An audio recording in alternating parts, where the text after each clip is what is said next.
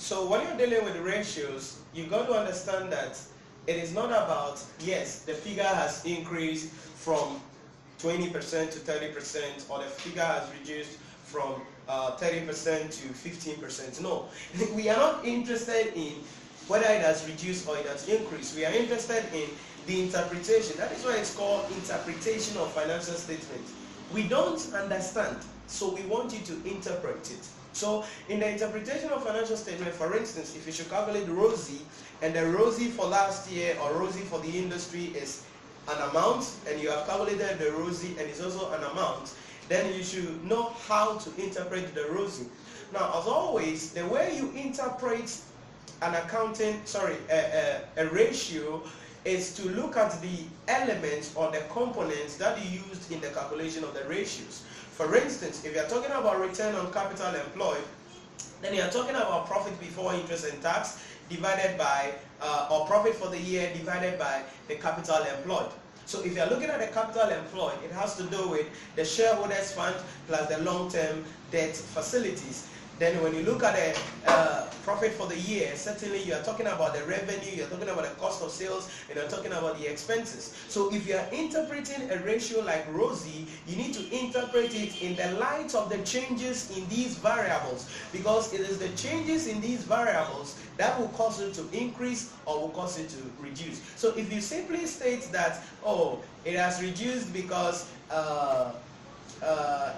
or it has reduced, then you end it there. Or it has reduced because last year it was this, and this year it was this, and it has reduced by 10%. And so what? And so what? So the question we will ask you is, and so what do we do?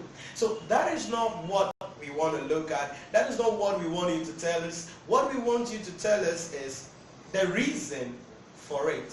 So that a simple individual, a simple shareholder who doesn't understand the finances, who doesn't understand what that percentage really, the impact of it, will know that, okay, maybe the expenses of the company increased during the year.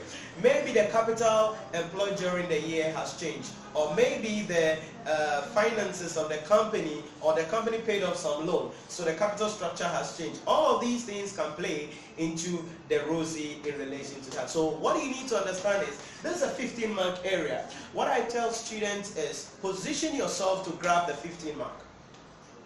Position yourself to grab the 15 marks. Now you're going to say, Shira, how will I do that? It's possible.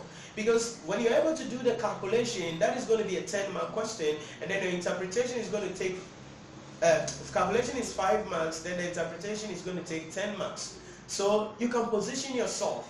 Yeah, I know grammar may worry you. I know some of the things may not be too clear for you, but if out of the 10 of the interpretation you can scoop out, let's say 6 or let's say 7, that is good, so that you can add that up and you are already crossing your pass mark. You've already crossed your pass mark, and that is going to be a bonus. That's going to be an additional thing that you're going to be having. So what you need to do is to position yourself in such a way that you are able to grab that 15 marks. Now, also when it comes to the interpretation of financial statements, I took a lot of time to really solve questions and then go through that with you as well. So you can check it on my website, and then also enroll in any of our free courses or our paid courses, and then get access to these things where I really delved deeper into the interpretation of ratios and solve questions with you. Then I give you practice question also to do,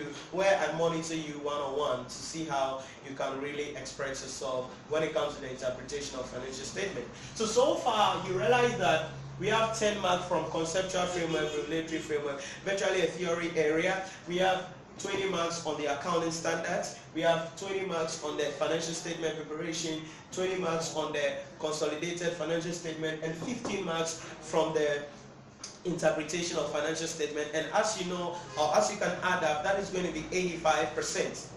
Now the final section of the financial reporting syllabus. Now before I go to there, when you're writing corporate reporting, usually sometimes the examiner may not ask you to even calculate the ratios, okay? So in corporate reporting, sometimes you will not be required to calculate the ratio. What the examiner will do is to give you the ratio for the company and give you an industrial average, or give you the ratio of the company for 2 periods, or give you the ratio of the company and a similar company in the same industry, and an additional information that the examiner will ask you to interpret it. So interpretation of financial statement in level 3 corporate reporting, it's quite tough and will require a lot of work in relation to how you can pass the examination. Then the last section, if we are doing financial reporting, is high purchase accounting, branch accounting, and partnership accounting. Now the truth of the matter is that if you want to go through these 3 things, then you can't finish the syllabus. So this is what I advise students to do.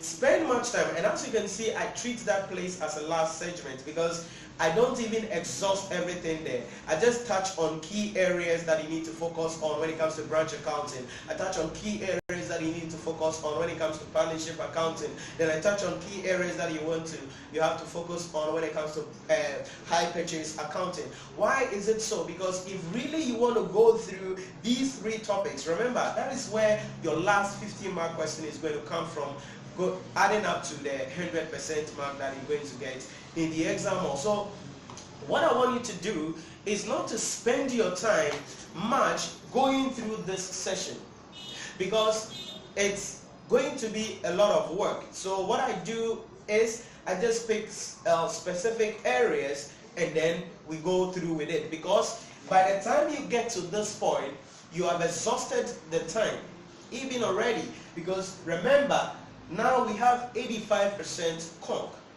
We have 85% conk. Now, if you can practice as much as possible, you can solve more questions as much as possible. Now, when I say solve more questions, I don't mean solving past questions, because solving past questions just give you an understanding, but you're not going to see anything similar to the past question. The trend of the examination keeps changing, but the fundamental principles are the same. So what I want you to do is solve questions outside the ICA past questions. Now, if you can solve questions outside the ICA past questions, then you can be able to what? And you can understand what? These area very well. Now, when you understand these area well, where you have 85% mark booked down, you understand these things, then you don't have to worry much about the final segment, the 15-mark area, because you can attest to it that almost all the time you don't solve all the 5 questions in the exam hall. But it is advised that you don't leave any question unanswered. But it will be better for you to spend time doing these 5 areas very well and going into the exam hall, answering that within the 3 hours and getting your pass mark. That is it. It's very important. We are after the pass mark. That is the purpose for the education. That is the purpose for the teaching. That is the purpose for the attending of the lecture. So you need to go through these 4 areas extensively. Now, don't tell me, Inshira, what if the question comes and I'm not able to solve it? If a question comes in any of these areas and you are not able to solve, it simply means you did not understand what you were learning. You did not understand what you were learning. Right? But if you go through very well, solve more questions, understand the underlying principle, go over everything, watch more lecture videos, listen to the podcast, take the courses online, then you can position yourself very well so that any question that the examiner put before you in these 5 areas, then you will be able to answer it hands down. Hands down, you can answer it. So that the last session of the syllabus, which is high purchase accounting, partnership accounting, and branch accounting, you don't spend much time there.